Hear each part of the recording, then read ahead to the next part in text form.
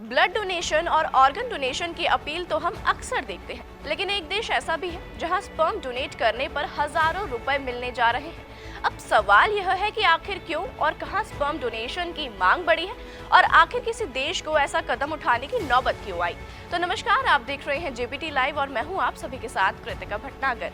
चीन में जन्मे कोरोना वायरस ने पूरी दुनिया में कितना हाहाकार मचाया, ये तो किसी से छिप नहीं सका है। खुद चीन में मौत का आंकड़ा लाखों के पार पहुंच गया था, जिसकी वजह से देश की आबादी लगभग खत्म सी हो गई है। अब इसी संकट से निपटने के लिए चीन की सरकार ने यह कदम उठाया है। मामला चीन का है, जहां बीजिंग और शंघाई जैसे शहरों में स्पर्म डोनर्स तलाशे जा रहे हैं। ग्लोबल टाइम्स की एक रिपोर्ट के मुताबिक चीन में यूनिवर्सिटी स्टूडेंट से स्पर्म डोनेट करने की अपील की जा रही है, जिसके लिए चीन में अलग अलग हिस्से में क्लिनिक भी खोले जा रहे हैं। लेकिन ये अपील हो क्यों रही है?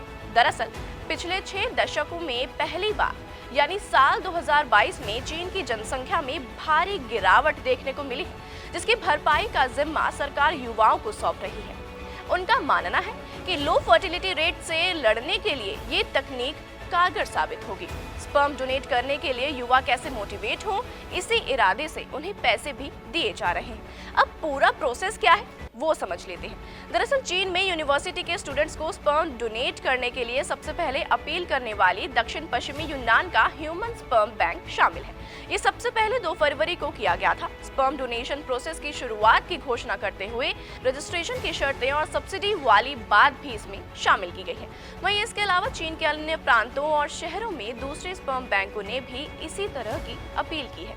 2 फरवरी को की गई अनाउंसमेंट में यह बात भी साफ की गई कि अलग अलग बैंक की रिक्वायरमेंट्स अलग अलग होंगी। जैसे यूनान का ह्यूमन स्पर्म बैंक के लिए डोनर की एज 20 साल से 40 साल के बीच, हाइट 135 सेंटीमीटर और किसी भी तरह की कोई बीमारी नहीं होनी चाहिए।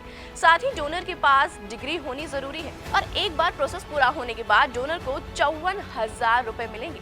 शंजी बैंक में डोनर की हाइट 165 सेंटीमीटर और सब्सिडी में भी 60,000 रुपए दिए जाएंगे। शंघाई के स्पर्म बैंक में सब्सिडी सबसे ज्यादा है। यहाँ जो भी डोनर अपना स्पर्म डोनेट करता है उसे लगभग 81,000 रुपए मिलेंगे। लेकिन इसके लिए भी बैंक ने कई सारी शर्तें लगाई हैं, जैसे डोनर गंजा नहीं होना चाहिए, साथ ही सिगरेट शराब भी ना पीता हो और किसी भी तरह की कोई बीमारी नहीं होनी चाहिए। जीटी रिपोर्ट में कहा गया है कि डोनर को मेडिकल जांच से गुजरना पड़ेगा और जो इस प्रोसेस के बाद एलिजिबल होंगे उन्हें 8 या 12 बार डोनेट करने पर 4500 युआन यानी $664 की सब्सिडी दी जाएगी। वहीं चीन के ट्विटर जैसे सोशल मीडिया प्लेटफॉर्म वीवो पर देश भर में स्पर्म डोनेट करने की अपील एक ट्रेंडिंग टॉपिक बन गया है, जहां यूजर्स इस मुद्दे पर चर्चा कर रहे हैं और साथ ही देश के मीडिया ने यह दावा भी किया है कि इस वीक में इसको 240 मिलियन से अधिक बार देखा गया है।